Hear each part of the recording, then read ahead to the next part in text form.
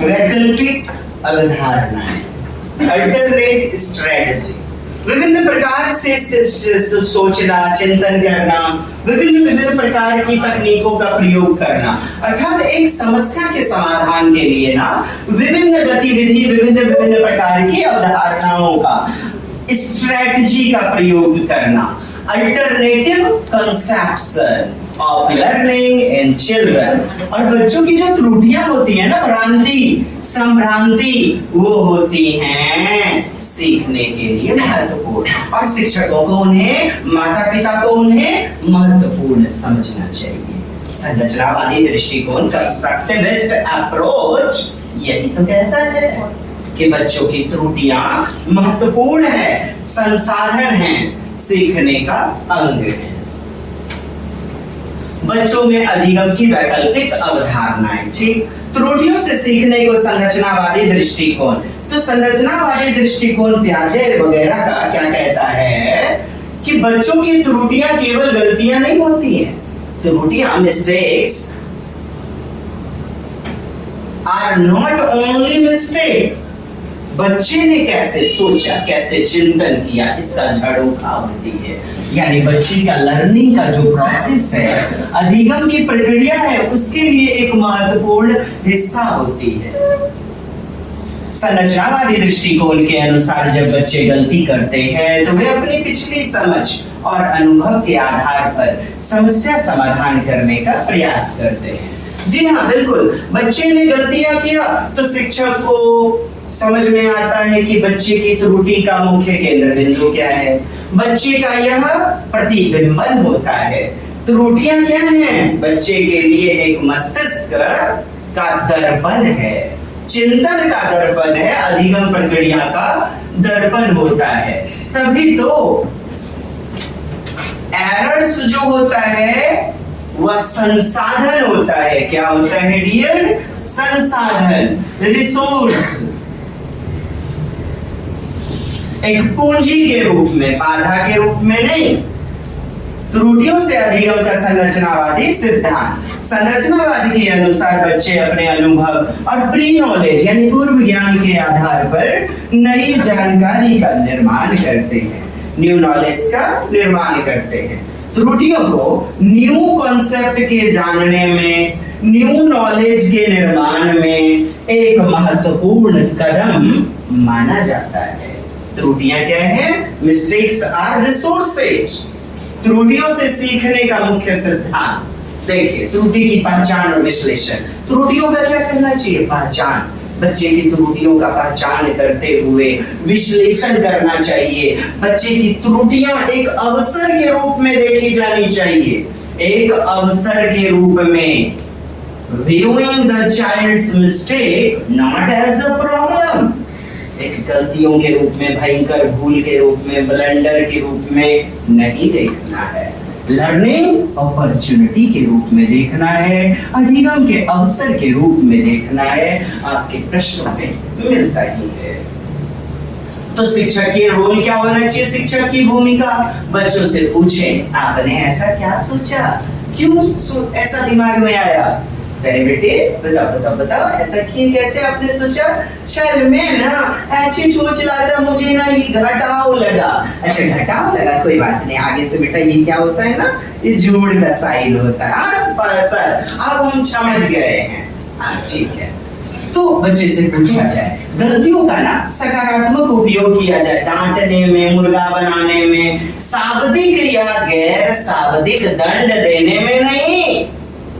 बच्चों को गलतियों से सीखने के लिए एनकरेज किया जाए, प्रोत्साहित किया जाए।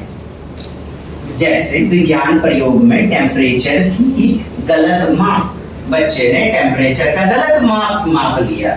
जैसे बच्चा बोलता है कि जैसे जैसे हम ऊपर जाएंगे तापमान अधिक होगा।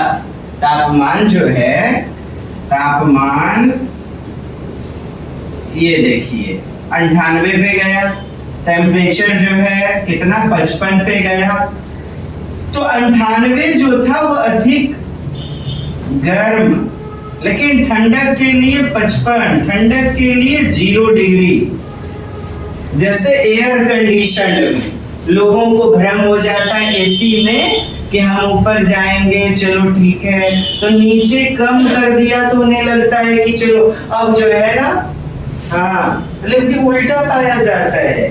विज्ञान इत्यादि की प्रयोगशाला में भी तापमान में गलतियां पाई जाती है।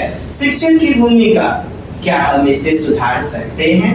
शिक्षक एक मार्गदर्शक के रूप में होना चाहिए, फैसिलिटेटर के रूप में। त्रुटि सुधार प्रक्रिया, त्रुटियों को सुधारने के लिए बच्चों को चरणबद्ध प्रक्रिया अपनाने का मार्गदर्शन देना चाहिए।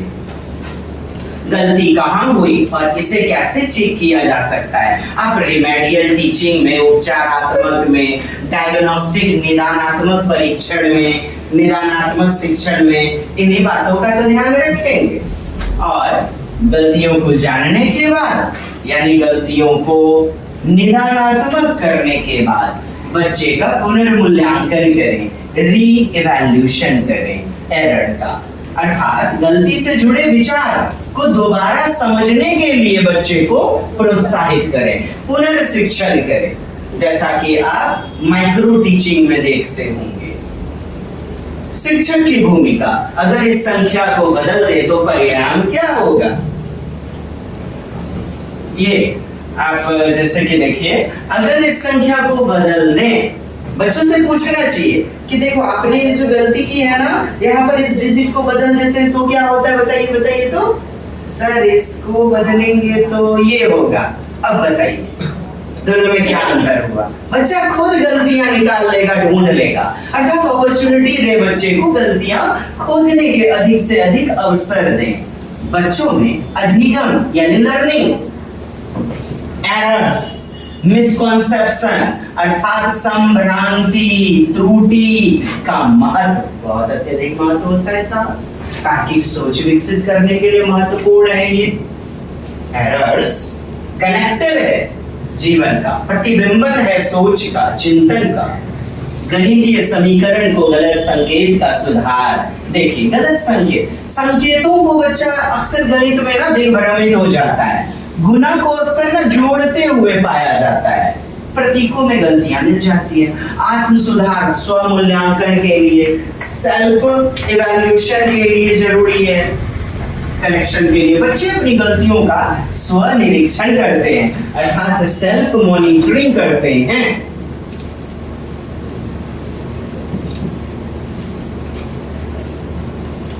स्व आकलन, स्व निरीक्षण, आत्मविश्लेषण करते हैं, चाहे वर्तनी में सुधार की बात हो। अच्छा, स्वायत्तता, स्वायत्तता मतलब स्वतंत्रता, ऑटोनोमस मतलब खुद से किया जाने वाला, स्वायत्त, स्वतंत्र। देखें,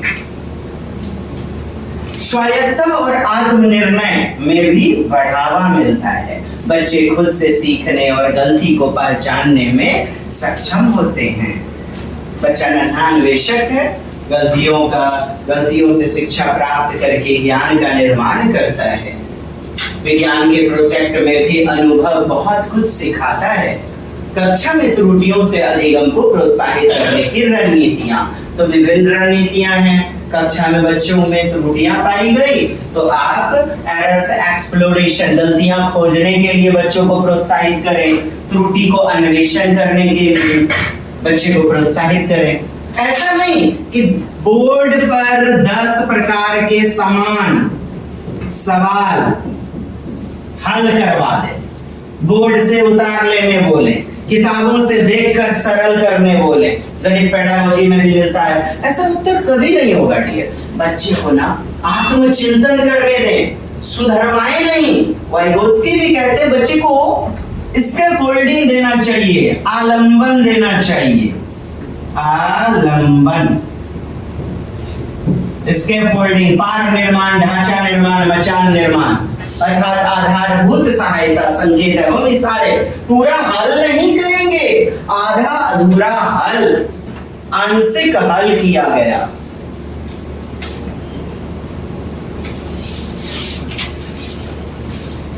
त्रुटि सुधार कार्यशाला, वर्कशॉप आयोजित किए जाने चाहिए। निर्माणात्मक प्रतिक्रिया, ये वर्कशॉप जो होता है ना, बच्चे वर्कशॉप कार्यशाला खुद से जो है ना क्रियाविधि के आधार पर गलतियां करते पाए जाएंगे, फिर विश्लेषण करेंगे, उसे सुधार करेंगे, चाहे वर्तनी में सुधार करने की बात हो। निर्माणात्मक प्रतिक्रिया, कंस्ट्रक्टिव फीडबैक, बच्चों को यह महसूस कराना कि गलतियां सीखने का हिस्सा हैं। गलतियां, mistakes are part of learning. गलतियां जो है बच्चे को जब अवसर देंगे, बच्चा गलतियां, ऐसा नहीं है कोई बच्चा जानबूझ के गलती करता है। गलतियां ना स्वाभाविक होती हैं, प्राकृतिक होती हैं, सीखने में प्रमुख योगदान देती है। अतः आपसे 1-2 प्रश्न तो पूछा ही जाना है साहब। 23वां, 24वां, 25वां नंबर पे इसी से प्रश्न रहता है आपके सीडीपी में। विचारशील, मननशील, वैचारिक चिंतन। विचारशील क्या है? वैचारिक, मननशीलता, प्रतिबिंबन, ज्ञान का आत्म प्रदीप्तीकरण, कई सारे नाम।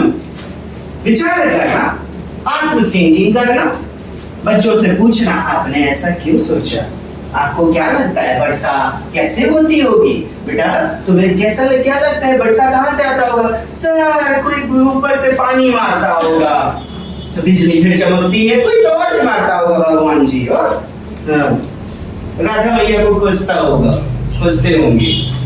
क्या आप इसे अलग तरीके से कर सकते हैं? अलग तरीके से बच्चे का विचार जानिए ना, प्रोत्साहन कीजिए, उसे बैसाखी देने से बढ़िया है उसे चलने की हिम्मत दे दीजिए, अर्थात स्वक्रियाशीलता दीजिए। निष्कर्ष, अंत में आप कंक्लूजन पे पहुंचेंगे कि त्रुटियों को अधिगम प्रक्रिया का महत्वपूर्ण हिस्सा मानकर बच्चों को आत्मनिरीक्षण, self evaluation, self observation, learning by doing इत्यादि तार्किक सोच के लिए मोटिवेट करें, एनकरेज करें, प्रोत्साहित करना चाहिए।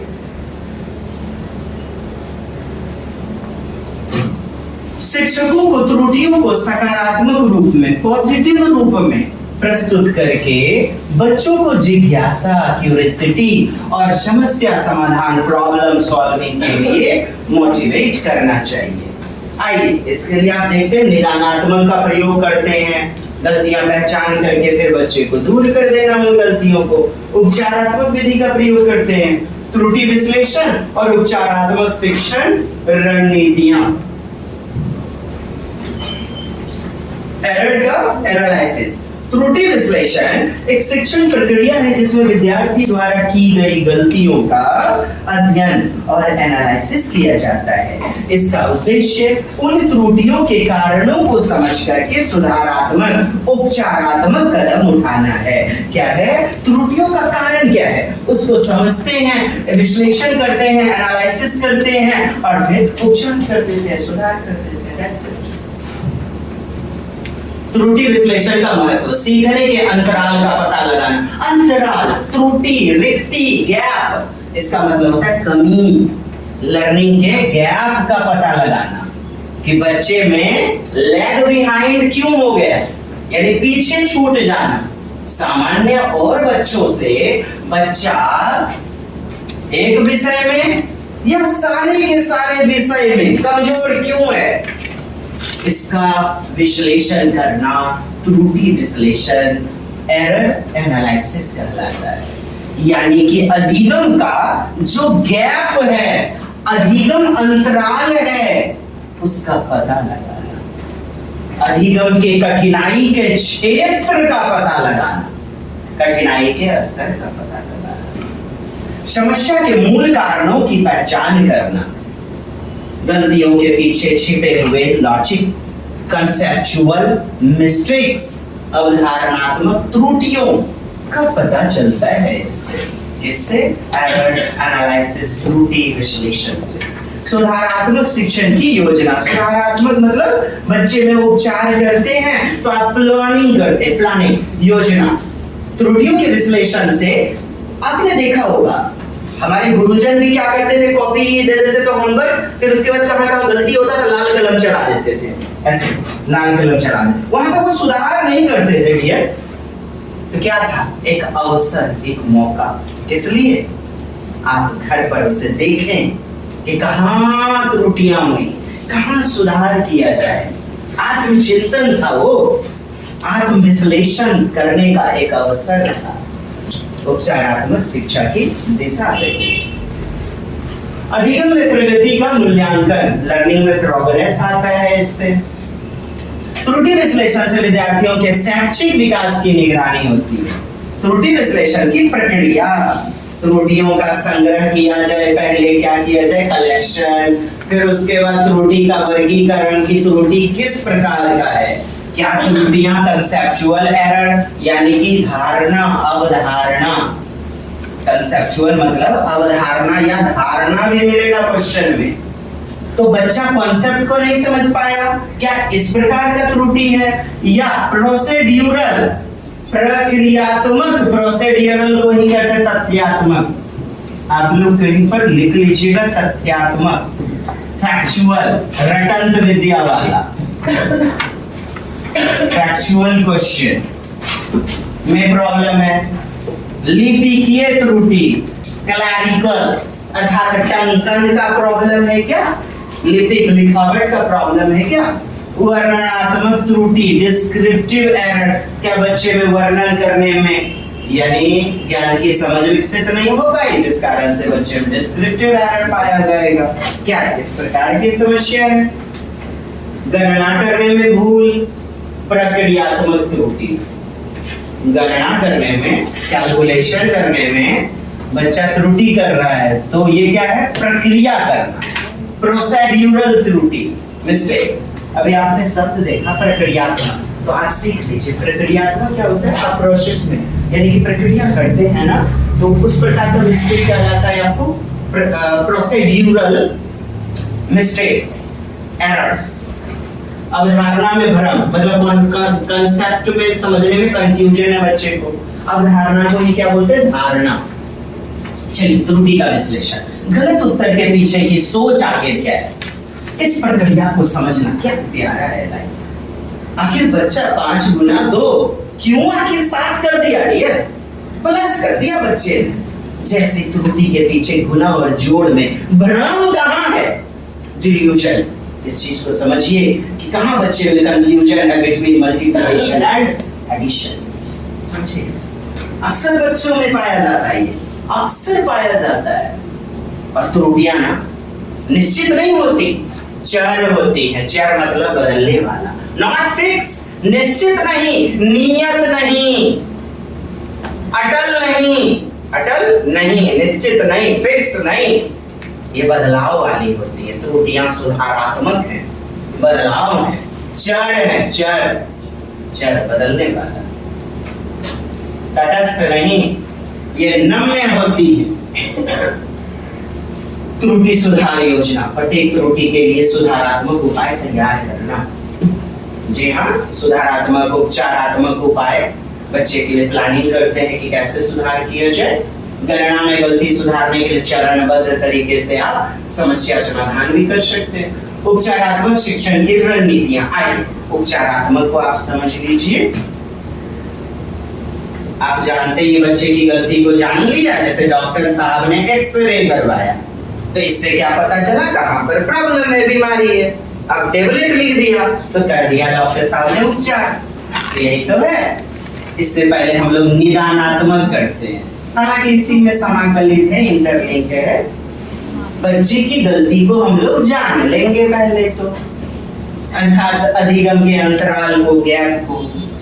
उपचारात्मक शिक्षण एक विशेष शिक्षण दृष्टिकोण है जो विद्यार्थियों की कमजोरियों और त्रुटियों को सुधारने पर केंद्रित होता है। उपचारात्मक शिक्षण के उद्देश्य, क्या उद्देश्य है भाई, उनके सीखने की कमजोरियों को दूर करना उद्देश्य है, उनके आत्मविश्वास और आत्मसम्मान को बढ़ाना, किनके, बच्चों के, बच्चों में सीखने के प्रति पॉजिटिव पर्सपेक्टिव डेवलप करना, सकारात्मक दृष्टिकोण, उनकी एजुकेशनल अचीवमेंट, अकादमिक उपलब्धि, एकेडमिक अचीवमेंट में सुधार करना। बच्चे में लैग बिहाइंड होना, पीछे रह जाना, त्रुटियां होना अधिगम में एक प्रमुख संसाधन है सबका। उपचारात्मक शिक्षण की विशेषताएं लक्ष्य आधारित होती है, क्या, एमफुल, गोल ओरिएंटेड होती है, व्यक्तिगत ध्यान की आवश्यकता होती है। छोटे और स्पष्ट पार्ट, छोटे छोटे पार्ट में उन गलतियों को बांटा जाए और छोटे छोटे तरीके से छोटे छोटे विभिन्न विभिन्न वर्क किया जाए ताकि बच्चे में सरलता के साथ उन त्रुटियों को, एरर्स को दूर किया जा सके। कठिन विषयों को छोटे छोटे खंड में बांटा जाए। मॉडलिंग, बच्चा यदि नहीं समझ पा रहा है तो आप उसके जैसा मूर्त वस्तु को ही दिखाइए। उस जैसे बच्चे को आयत पढ़ा रहे हैं तो कोई सा माचिस के डिब्बी जैसा एक परत ले लीजिए उसका, या घर का दरवाजा आप दिखा सकते हैं, ऊपर का वेंटिलेटर दिखा सकते हैं, बिस्किट दिखा दीजिए बच्चे को, आयत को समझ जाएगा बच्चा। वो आयत बिस्किट क्या है? मॉडलिंग है, प्रतिदर्श है, नमूना है। तो इस प्रकार सजीव प्रदर्शन के रूप में बच्चे में त्रुटियां खत्म होंगी। उस बिस्किट को देखेगा बच्चा, अच्छा लंबाई इधर एक लिए है, किताब में अक्सर लिखा रहता है, इधर भी लेंगे, हाँ बेटा राम का नाम बनता, दोनों बगल में लंबाई होगा, दोनों बगल में चौड़ाई होगा, तब तो तुम्हारा सूत्र बनता है कि 2 गुना, तब तो तुम्हारा सूत्र बनता है, देखो 2 into L और B, कहता है 2 बेरी लंबाई, 2 बेरी चौड़ाई। बुझ गए हाँ सर जी, आप समझ में आ गया। मॉडलिंग के माध्यम से कहते हैं उपचारात्मक शिक्षण रणनीतियां, त्रुटि पुनरावृत्ति सत्र, बच्चों को अपनी गलतियों का पुनर्मूल्यांकन करने का अवसर दें, खुद से निकालने दीजिए गलतियां का। जब बच्चा खुद से करेगा ना, आपको भी कभी कभी गलतियां आप करते होंगे ना, जब ध्यान आ जाता होगा, ओह माय गॉड, तेरी पूर्वक के हंसी आता होगा अपनी गलती पे, कितना बेवकूफ थी मैं, कितना बेवकूफ था मैं, और फिर आगे से वो सुधार होना शुरू होती है। इकट्ठे एक बार की नहीं, मूल अवधारणाओं का सुदृढ़ीकरण, उदाहरण जोड़ और घटाव के बुनियादी नियमों का। अच्छा, मूल अवधारणा मतलब बेसिकल कॉन्सेप्ट, जैसे कि कोई भी बड़े बड़े हिसाब को बनाने के लिए बेसिकल है, बुनियाद है, उनको मजबूत कीजिए, सुदृढ़ कीजिए। सुदृढ़ीकरण यानी कि बेस को मजबूत कीजिए। ये बच्चा गलती करता पाया जा रहा है, बेस सुधारिए, उसका बुनियाद, मूल अवधारणा, कोर कंसेप्शन, बेसिकल कंसेप्शन। दृश्य श्रव्य सामग्री का आप प्रयोग करवा सकते हैं, सहपाठी शिक्षण के माध्यम से भी आप प्रयोग करवा सकते हैं, बच्चों को सिखा सकते हैं। तो त्रुटि विश्लेषण और उपचारात्मक शिक्षण बच्चों के अधिगम में सुधार के लिए अत्यधिक आवश्यक है। त्रुटियों को सकारात्मक दृष्टिकोण से देखने और सुधारात्मक उपाय अपनाने से बच्चों में आत्मविश्वास, शैक्षिक दक्षता दोनों बढ़ती है। इसे स्वीकार करना चाहिए शिक्षकों को एक अवसर के रूप में, ये कोई बाधा नहीं है, रुकावट नहीं है। चलिए, ये वाला प्रश्न आपका